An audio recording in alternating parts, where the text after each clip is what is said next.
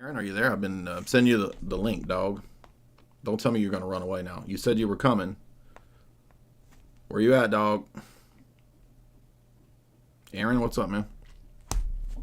I see you in the chat. You're there.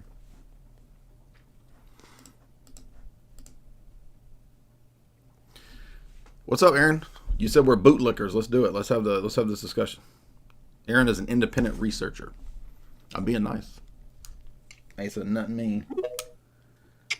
Hello, can you hear me? Yes, sir. What's up, dude? Hey, how's it going? So there was a couple comments that I had made, and it was just like, in general to some of the people in your comments, and then there was a couple to you. What specifically were you trying to debate? Well, you said that we're bootlickers or something to that effect. So, I mean, you tell me. Well, it's essentially, it's like, I think what I said to you directly was like, most Christians, like, all they do is sit here and argue about anything, all this scripture and you debate all these different religions, but you don't really talk about like practical information or morality, which is like the foundation of like many of these religions, like I don't hear any of you debaters or anyone out here talking about like, moral, objective morality, like trying to teach people like practical information. It's mostly just like scriptural debates. So that's what I was kind of saying. Well, but I mean, our morals are based on the scriptural text. So. Well, right, but that's like for you, like I'm saying, like that's kind of subjective because you're basing them off of like a written text written by other people, and that would be passed objective. Down. That would be objective, not subjective. Okay, so essentially, what you're saying is that you believe it, like you can't put it in your own words, is what I'm saying. Like, can you say these things objectively, like what morals are, like what rights are? Yeah, like, have you never listened to anything that I do or talk about? Are you completely negative? Well, actually, it just seems like you argue a bunch of people about different religions, but you don't actually talk about like what the morals are you're speaking of, like what the wrong behavior, like I guess like this. If I could sum it up, it would be like you say you're Orthodox, but like I don't see how that translates into like advice for other people. Like, okay, like if Orthodox, because I heard that you say one time you're a monarchist. Is that correct? Like you believe like So you believe in the legitimacy of like a government, except it's ruled by like a king or something? Yeah, I believe that that's the right or the best form of government. Right. So you believe that like a king should tell everyone else what to do, like just like boss it around, like how Christ was crucified by like it's just the government. bossing around. It's arbitrary. Yeah, correct. So that's not an objective morality, or it's not objectively true that a king has the right to murder other people. Have you ever listened to any of my debates? Well, I've listened. Like I said, I can't. Like nothing. What you're saying is subjective, and it doesn't make sense. Like you argue scripture, but so you haven't, because I was joking about the king being arbitrary. Obviously, a king can't just be arbitrary. I would say. Well, it is by nature arbitrary. You have no idea what you're talking about, and you've not listened to any debates, because I always argue for objective morality versus relativism. Yes, Jay, you say objective morality, but what you preach, and you contradict yourself. Okay, where's the contradiction? So you say that morals are objective, but then you say that a government has the right to tell other people and murder them and dictate law like a god. No, the king has limitations, just like the bishop or the church has limitations. What is that? Okay, and what are those based off of? What are those limits? Divine revelation, first and foremost. So as long as they say it was divine, revealed divinely, no, it's not a matter of them just saying anyone. it. It's a matter of the historical, traditional interpretation of the text. That's why there's always been symphonia in the church and in Christian countries. So for the first 300 years of the Christian church, how they just said, you can't be a Christian, and murdered everyone and tortured them. And then all of a sudden they do the script flip and say, oh, the government changed our mind. We're wrong. We're going to be Christians now. And then that's all the end of the story, right? Right. So that was before the Christianizing of the Roman Empire. And after it became Christian, it adopted Christian principles like you see in Theodosius the emperor and what you see in the Code of Justinian. Okay. So what you're saying is that the Christian or the Roman government, after adopting Christianity, they started, abiding by Christian law. Is that what you're saying? Correct. So if they abide by Christian law, like, forgive me on some of the time scale of some of this, and I'm like I said, this. Right. So you have no knowledge of this subject, and you want to debate it. Let me finish my thought real quick. just real quick. So if we could both like agree like on some type of Christian principle, it would be like if you want other people to treat you a certain way, you should treat them a certain way. Like do unto others as they would have done unto you. I guess that's kind of a paraphrase. I don't remember the exact version. Does that make sense? Like a reciprocal, natural. So I'm not trying to be rude to you, but you are approaching this issue with the level of knowledge of about a 13-year-old or a 14-year-old. So how did you think that you would be able to debate this? Why did you think you would be able to debate this? No, Jay, you're not. Why are you you're repeating not my getting name? what is a right. Like you guys aren't talking about morality. You guys aren't talking about rights. You call yourselves all Christians, but you don't say shit when it comes to like real, like morality. I mean, just again, talk you've about not listened to debating any. Scripture. You've not listened to any of the debates that I do, because I bring this up frequently against atheists, against Matt Dillahunty, against any of the Muslims where we get into moral issues. I mean, this has come up countless times. So you don't have any prior knowledge, I don't guess, of the debates that I've actually done, because you would know that comes up all the time. And then you're saying, but you're just arguing the Scriptures. But the texts of the Scriptures are for us an objective, historic revelation which guides our morals. So why is that so hard to understand? Because what you're saying is that here, listen. You call yourself a Christian, right? But you're not actually helping teach other people like the things that Christ would teach. Well, like, you have no understanding. I don't believe that you have any understanding of any of that or what Christ teaches. You've demonstrated zero to little understanding of it, because you're assuming that it's a lowest common denominator. Reduce it to love your neighbor as yourself. Well, there's a lot more involved in that. For example, there's principles in divine revelation about the governance of the state, but you don't even seem to be aware of that. Well, my kingdom is not of this world. But it entered this world in the first advent, so you don't even understand the passages that you're just citing passages like Libertarian cite with no knowledge of what those passages are about. The kingdom was set up in the first advent. Have you ever read Daniel? You might no. So you don't know what's in the book of Daniel, right? The most famous prophecies of the Messiah, Daniel 2, Daniel 9. It talks about when he comes, the kingdom is set up, and in Daniel 2, it predicts that the empire under which he is born will convert and become part of that kingdom of the Messiah. That's the Roman Empire. And guess what? Within a few hundred years of his coming, that empire converts and becomes Orthodox Christians. So your version of Christianity is that my version. Other people get. Yeah, well, I mean, it's you call yourself Orthodox. You're debating Catholics. I call myself that. You don't think that's a real thing? You think it's something like I just made this up? I mean, what do you mean? I call myself that? Is that you don't think it's a thing?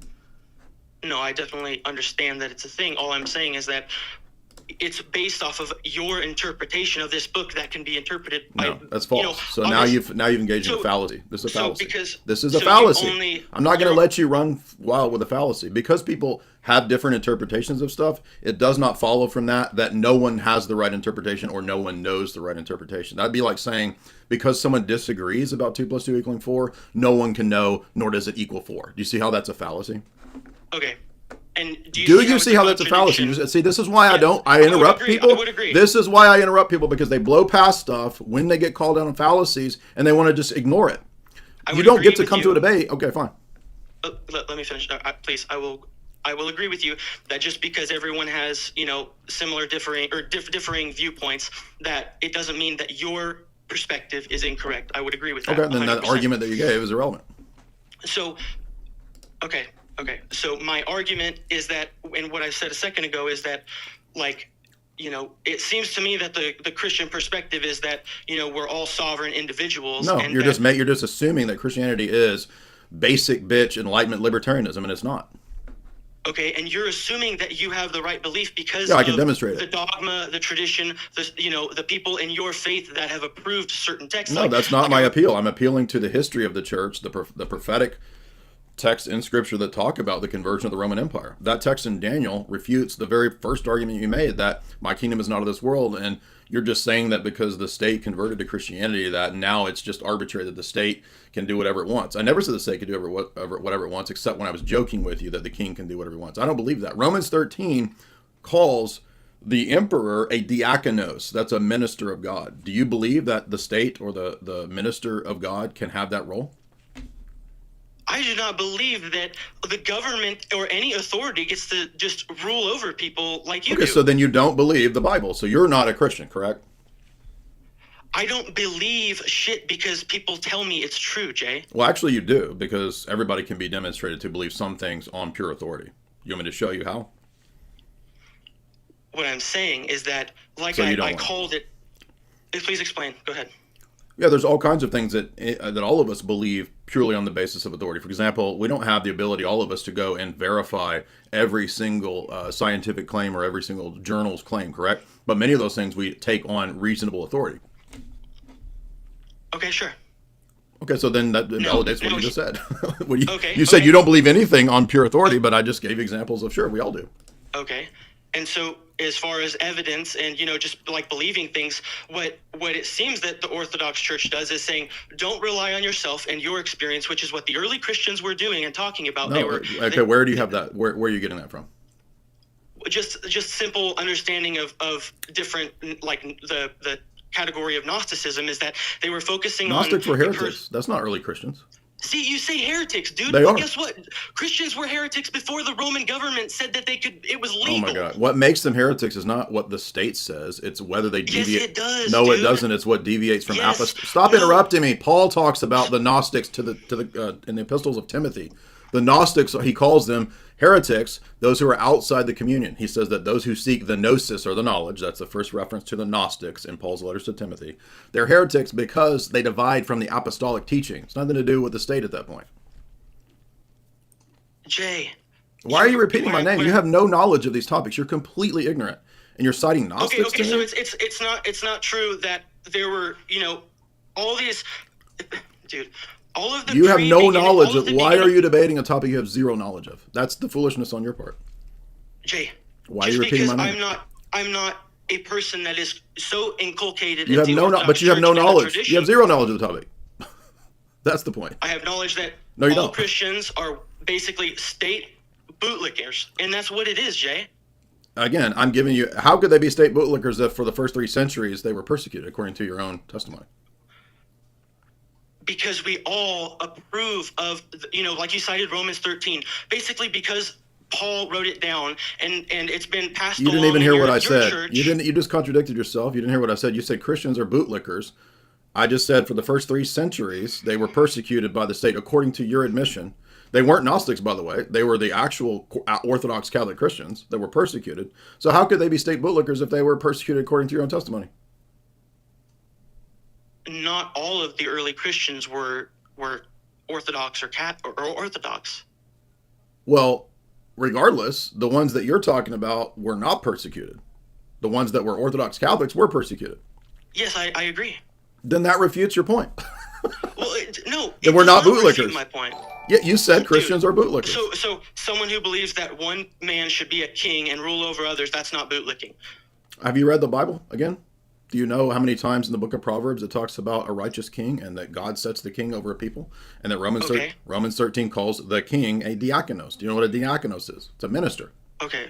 So you don't believe that. So now you're saying, well, Paul wrote that down, so I don't believe it. Well, Paul's writing what was consistent with the prior teaching in Proverbs. I didn't say that because Paul wrote it that it was okay. No, you said that. You said that we believe it just because Paul wrote it down. Okay, you believe it because something must be wrong with your head. I mean, literally. Dude, you can't even do basic argumentation. You've already made multiple contradictions. You're the one that has things wrong with his head. You don't know the basics. You can't argue. You can't debate. You don't know what a fallacy is. And you're saying that I've got something wrong with my head? Dude, you've already been demolished. What are you talking about? You're going to try to steamroll me with all of your intellectual Okay, so crap. yeah, so it's not an actual fallacy, even though you admitted that you made a bad argument, and now you're just accusing me of steamrolling you. No, when you already said you made bad arguments. You call yourself a Christian. So now those are ad hominems. So those are, you know what a no true Scotsman fallacy is? See, you keep going on. Do you know what a no true Scotsman fallacy is? And now you're making it personal. All this debate stuff. Yeah, that's how you. So the only way to decide between true and false positions is the laws of logic and critical thinking. You don't know that? Okay. Logic and critical thinking means that you are consistent. You are not contradicting yourself. However, you profess like do the law and the prophets, right? Do unto others as you would have done unto you. However, reiterate. You can't even put your sentences together, man. You're an embarrassment. This is what you get with libertarians. I'm glad that you came. Thank you. I'm not taking Orthodox requests today. I'm taking people who disagree. That was literally one of the stupidest debates I've ever had. There you go with libertarianism.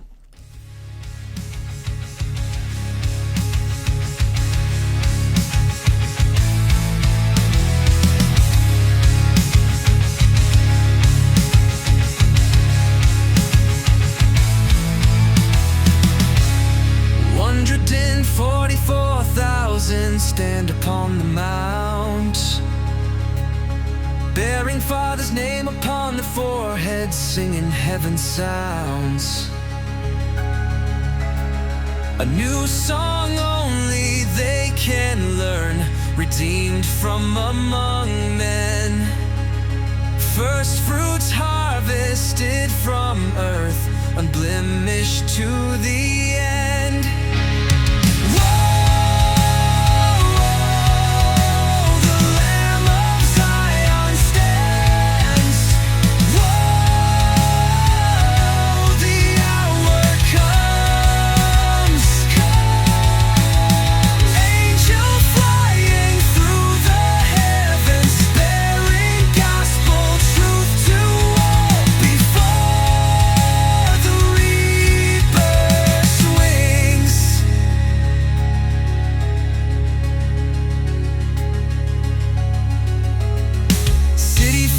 Angels herald judgment swift approach.